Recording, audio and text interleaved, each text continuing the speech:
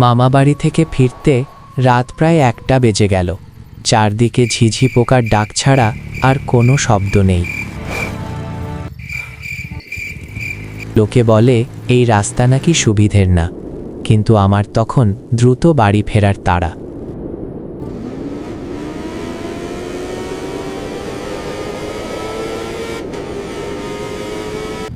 বিলের মাঝখানে আসতেই বাইকের আলোয় দেখলাম ব্রিজের ওপর সাদা কাপড়ে ঢাকা কেউ দাঁড়িয়ে।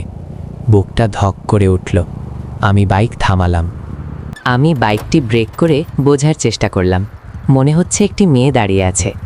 মেয়েটি ডুকরে কেঁদে উঠল, বলল, ভাই ভাই একটু দাঁড়ান, আমি অনেক বিপদে পড়ে গেছি, আমাকে নিয়ে যান। আমার ছেলে হসপিটালে অসুস্থ।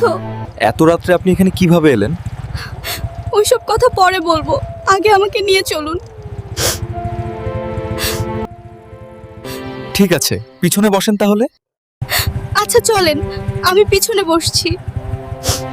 আমি তাকে বাইকে তুললাম, কিন্তু কিছুক্ষণের মধ্যেই আমার কাঁধটা যেন জমে যেতে লাগলো।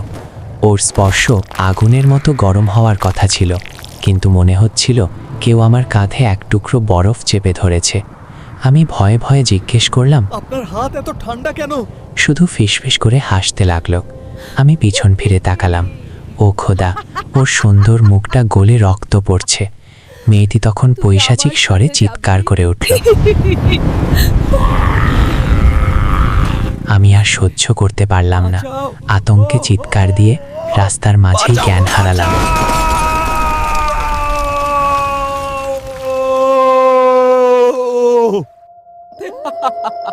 আমার ছেলে তো ওই বিলেই মারা গেছে রাহাত, এখন তুই যাবি আমার সাথে।